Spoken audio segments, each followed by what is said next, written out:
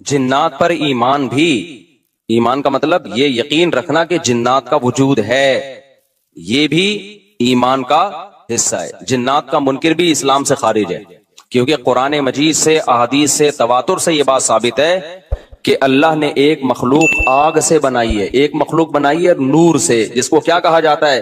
فرشتہ۔ اردو میں، فارسی میں فرشتہ، انگلش میں اینجل، اور عربی میں ملک۔ عربی میں کیا کہتے ہیں؟ ملک، جس کی جمع ملائکہ ہوتے ہیں، ملائکتہ بہت آتا ہے نا قرآن مجید میں۔ تو گورے بھی مانتے ہیں اس کو، کیونکہ یہ تو آسمانی کتابوں سے، تواتر سے ثابت ہے۔ تو اب یہ فرشتہ چونکہ مادی مخلوق نہیں ہے تو ہمیں وہ مخلوق نظر نہیں آتی۔ اب سائنس کا یہ کہنا ہے، سائنس تو یہاں تک بھائی سائنس مادی چیزوں پہ تحقیق کر سکتی ہے بھائی جان، کچھ چیزیں سائنس کی دسترس سے کیا ہیں؟ خارج ہیں۔ اگر وہ دلائل سے ثابت ہو جائیں، دوسرے دلائل سے، تو ان کو مان لیا جائے، نہیں ثابت ہو تو نہیں مانا جائے۔ اب سارے پیغمبروں نے فرشتوں کے وجود کا بتایا ہے، حضرت موسیٰ، عیسیٰ علیہ السلام، موسیٰ علیہ السلام، داؤد علیہ السلام، تواتر سے، تبھی یہود و نصارہ اور مسلم سارے متفق ہیں کس کے وجود پر؟ فرشتوں کے۔ اسی طرح اللہ نے ایک مخلوق کو آگ سے بنایا، اس کو کیا کہا جاتا ہے؟ جن۔ چونکہ وہ انسانوں سے چھپی ہوئی ہے اس لیے اس کو کیا کہا جاتا ہے؟ جن۔ جن چھپی ہوئی چیز کو کہتے ہیں۔ مجنون کسے کہتے ہیں؟ جس کی عقل چھپی ہوئی ہو، پردہ پڑ گیا ہو، دیوانہ ہو گیا ہو۔ جنین اس بچے کو کہتے ہیں جو ماں کے پیٹ میں ہو، وہ بھی چھپا ہوا ہوتا ہے نا۔ فلما جن علیہ اللیل، قرآن کہتے ہیں جب رات چھا گئی، اندھیرا کر دیا رات نے، تو ہر وہ چیز جو چھپی، جنون اسی سے نکلا ہے۔ جنون پاگل ہو گیا نا، گویا دماغ ہی غائب ہو گیا ہے، ٹھیک ہے نا۔ تو ہر وہ چیز جو چھپی ہوئی ہوتی ہے نا، اس میں جیم ڈبل نون والا مادہ پایا جاتا ہے۔ تو جن کو بھی جن اس لیے کہتے ہیں کہ وہ ہوتا ہے لیکن نظر بولو نہیں آتا۔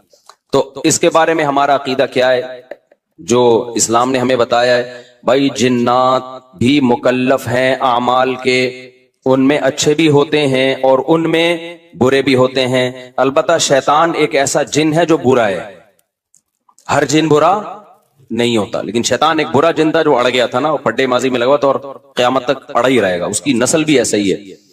لیکن جنات میں اچھے بھی ہوتے ہیں اور جنات میں برے بھی ہوتے ہیں۔ جنات تعلیم کہاں سے لیتے ہیں؟ انسانوں سے لیتے ہیں۔ جنات میں کوئی الگ سے پیغمبر نہیں آتے، انسانوں ہی کو اللہ نے یہ فضیلت دی ہے کہ جنات فالو کس کو کریں گے؟ انسانوں کو۔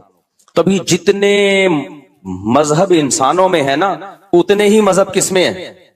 جن اگر میرا بیان سنتے ہیں تو 20 رکعت تراویح کے قائل ہو جاتے ہیں، کسی اہل حدیث کا بیان سنیں گے تو 8 کے قائل ہو جاتے ہیں، جہلم والی سرکار کا بیان سنیں گے تو جنوں کی بیویاں عدالت سے جا کے ان کی عدالتوں سے خلا لے رہی ہوتی ہیں کہ وہ شوہر جن شوہر دینے پر راضی نہیں ہوتا۔ وہ سارے جھگڑے جو انسانوں میں ہیں نا، جن میں ہو سکتا ہے کچھ 4 شادیاں کرتے ہوں جو میرا بیان سنتے ہو اور پٹ بھی رہے ہوں جنیوں سے، چڑیلوں سے، اور جن میں ایسے بھی ہوں گے جو 1 کے قائل ہوں گے۔ تو جتنے، مجھے نہیں پتا جنات کو 4 کی اجازت ہے کہ 1 کی ہے، یہ کچھ مسائل ہو سکتا ہے جنات کی ہم سے ڈیفرنٹ ہوں، لیکن بہرحال تو حدیث سے ہمیں یہ پتا چلتا ہے بھائی ایک مخلوق ہے جسے کیا کہا جاتا ہے؟ جن کہا جاتا ہے۔ وہ ہے، اس کا وجود ہے، اور چونکہ وہ ہو سکتا ہے یہاں بھی کچھ جنات بیٹھے ہوئے ہوں۔ اگر وہ آپ کہیں وہ بیٹھے ہوئے کیوں؟ بھائی وہ کھڑے ہو گئے تو سب آپ لیٹے ہوئے ہوں گے پھر یہاں پہ، اس لیے ان کو بیٹھے ہی رہنے دو۔ میں اکثر چٹکلا سناتا ہوں نا، وہ پرانا ہو گیا لیکن کیا کریں۔ ایک آدمی کو کسی نے بتایا یہ فلیٹ پرانا ہے، خالی ہے، یہاں جنات ہیں، ادھر نہیں جانا، وہ فنٹر بنا ہوا ہے۔ میں چل جن کی ایسی کی تیسی گیا، بیل بجائی، بندہ باہر نکلا نا، اب الٹے پاؤں اس کے آنکھیں گول گول، تو پھر بھی اس میں بڑا کانفیڈنٹ نہیں نا، اس نے کہا کوئی ڈرتا ورتا نہیں بھائی صاحب، آپ میں نے سنا یہاں کوئی جنات ہیں؟ تو وہ کہتا ہے میں تو 500 سال سے لہ رہا ہوں، مجھے تو تب کوئی جن نظر۔ اس نے کہا لے بھائی یہی جن ہے بھائی، 500 سال سے رہ رہے کم، سمجھ رہے ہو؟ اچھا، تو جنات کی پیدائش انسانوں سے پہلے ہوئی ہے اور جنات کی تعداد بھی انسانوں سے زیادہ، کیونکہ قرآن میں ہے قد استکثرتم من الانس، اے جنات تمہاری تعداد تو انسانوں سے بھی زیادہ ہے۔ تو پتہ چلا جنات انسانوں سے بھی زیادہ ہے۔ تو ان میں اچھے بھی ہوتے ہیں، برے بھی ہوتے ہیں، ہری پگڑی والے بھی ہوتے ہیں، سفید پگڑی والے بھی ہوتے ہیں، دیوبندی بھی، بریلوی بھی، قادیانی بھی، ہندو بھی، ہر طرح کے فرقے، کیونکہ یہ تعلیم کہاں سے لیتے ہیں؟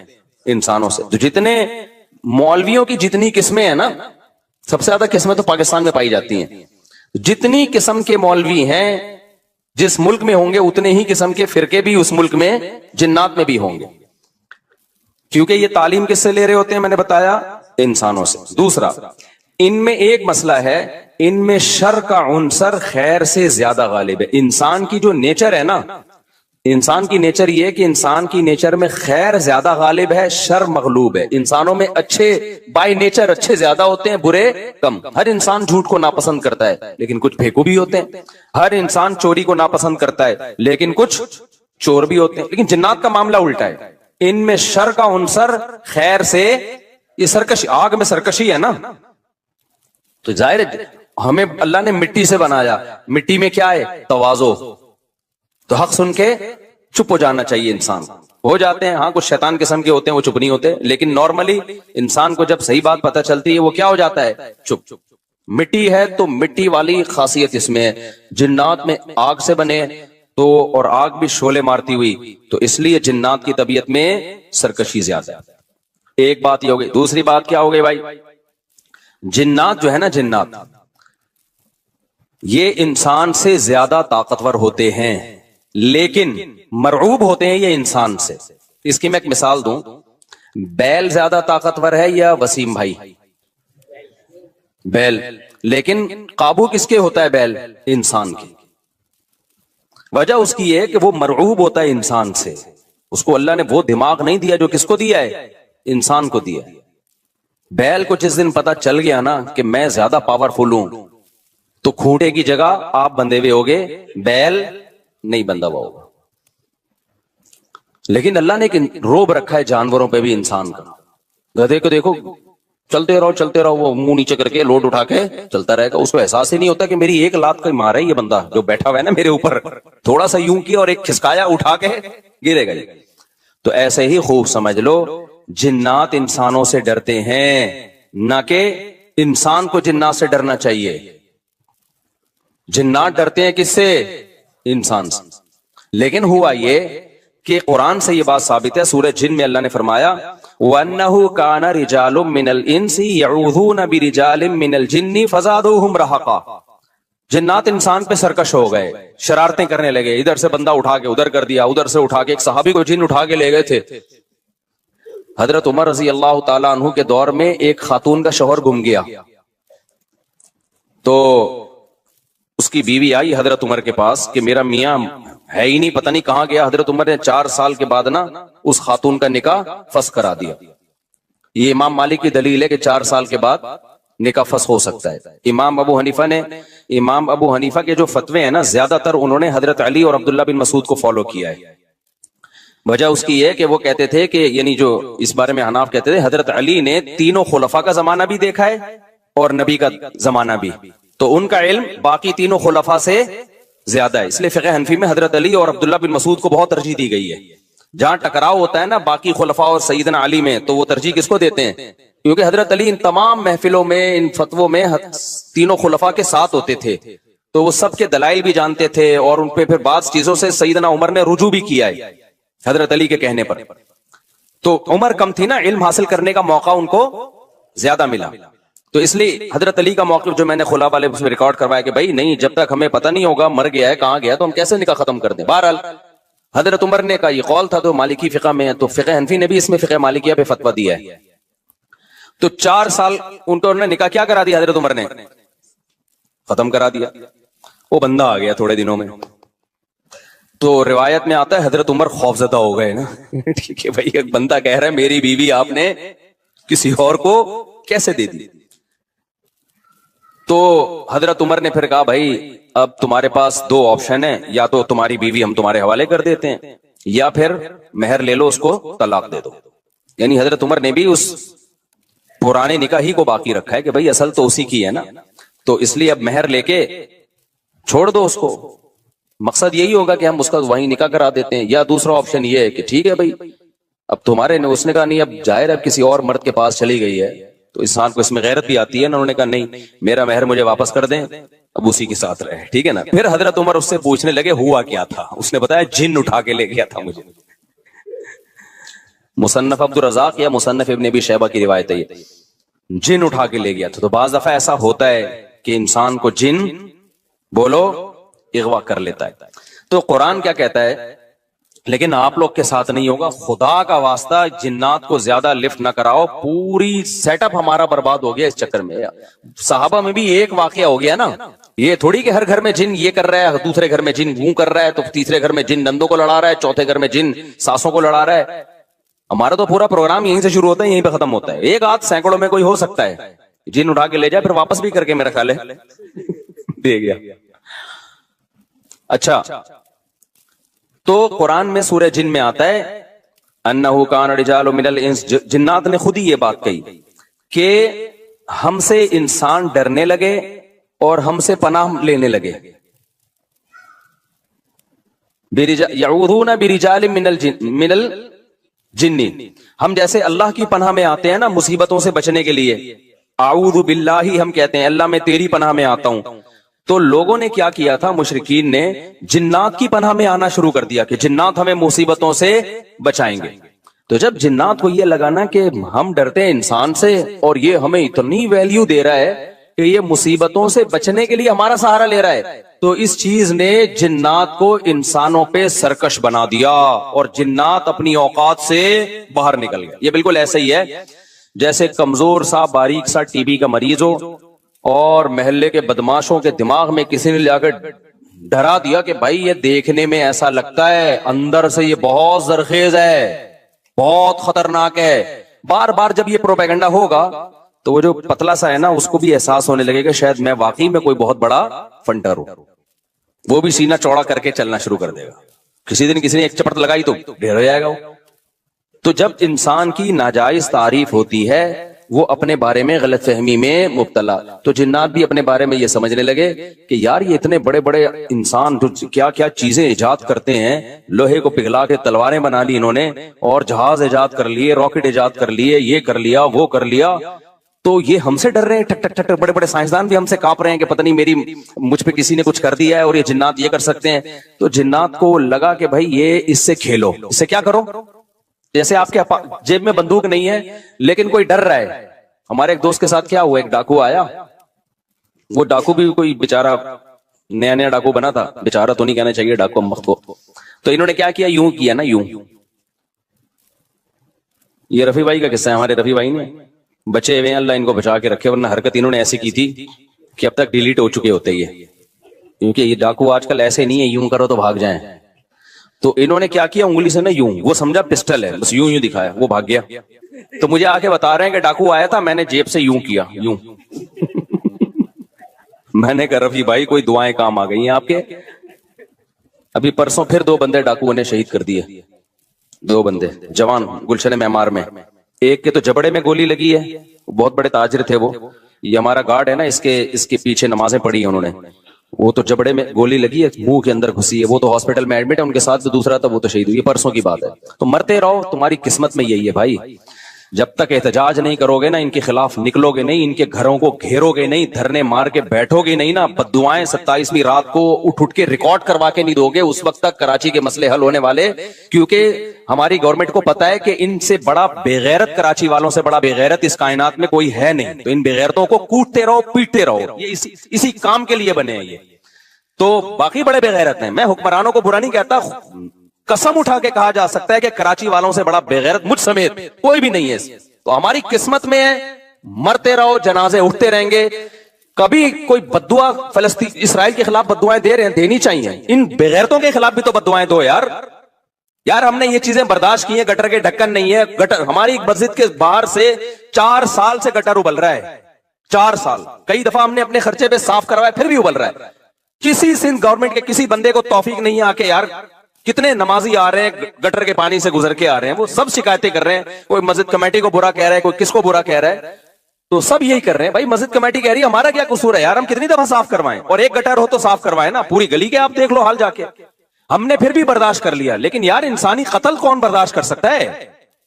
ہر دن 4 6 5 10 جوان موتیں کراچی میں ہو رہی ہیں, جوان موتیں.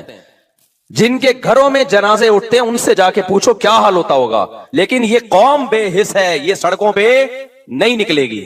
اس کی قسمت میں ہے کہ پٹو مرو, تمہاری قسمت میں ہے یہ. تو भाई निकलो, जाके घेरो यार इन हुक्मरानों के घरों को घेरो, इन्हें बोलो बगैर तो ये इंसान है, ये गधे घोड़े नहीं यहां पे रहते हैं। हर जब मैं मस्जिद से निकलता हूं ना, फिर खबर आती है 2 बंदे आज वहां कत्ल कर दिए, 3 बंदे, और सारे अपने रिलेटिव होते हैं, कोई फलाने का फला जानने वाला, कोई उसका। ये दुनिया के किसी मुल्क में ऐसी धांधली होती है क्या यार? दुनिया के किसी मुल्क में ये बेगैरती होती है? तो मारे खाते रहो, मरते रहो। भी परसों जमात इस्लामी के किसी कारकुन को शहीद कर दिया, कितने नेक आदमी थे वो, कितने उनके चेहरे पे कैसी रौनक थी, क्या घर में उनके कोहराम बिछा हुआ होगा यार। जरा जरा सी बात पे बंदा मारना इनके लिए।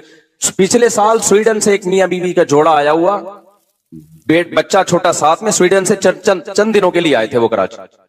बीवी के सामने जवान शौहर की लाश तड़प रही थी। बच्चे पे क्या गुजरेगी जो अपने बाप को इस तरह से मरता हुआ देखेगा? तो इंतजार करो अपनी बारी का, और कुछ भी नहीं है।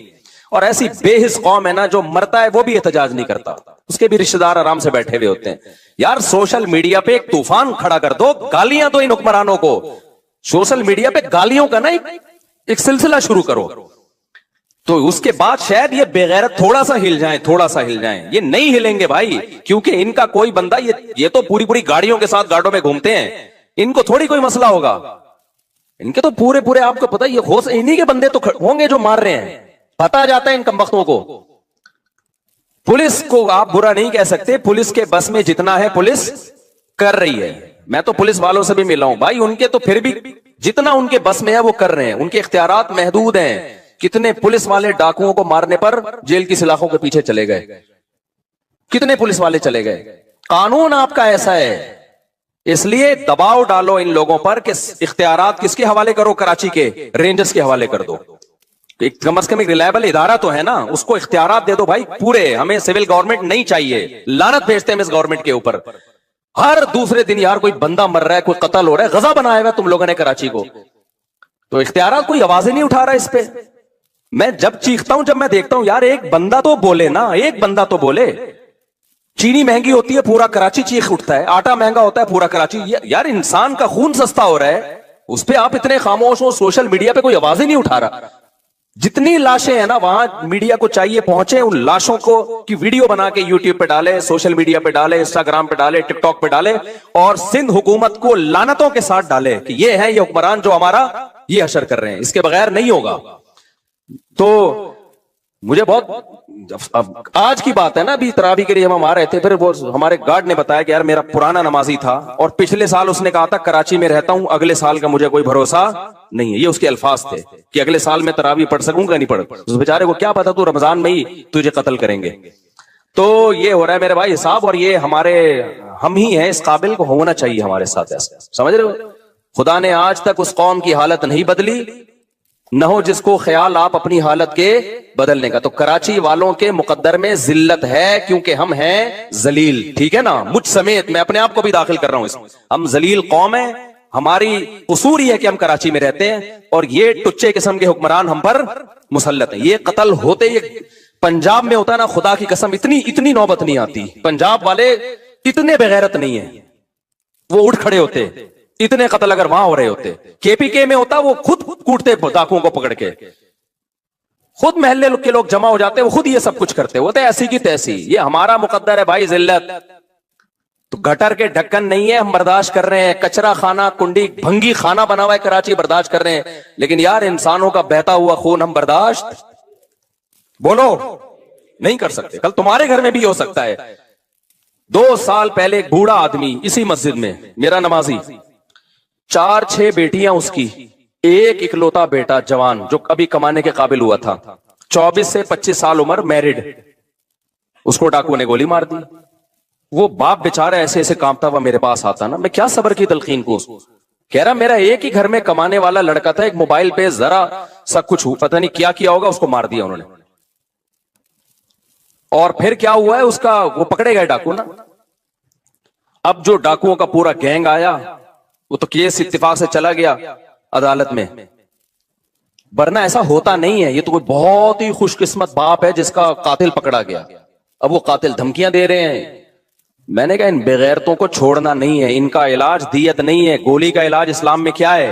गोली है। उसको बोलो इस बेगैरत कातिल को लेकर आ, اس جیسے کمینے کا دنیا میں رہنا جائز نہیں ہے. میں نے کہا معاف نہیں کرنا اس کو بولو میں نے قتل کروانا ہے اس کو.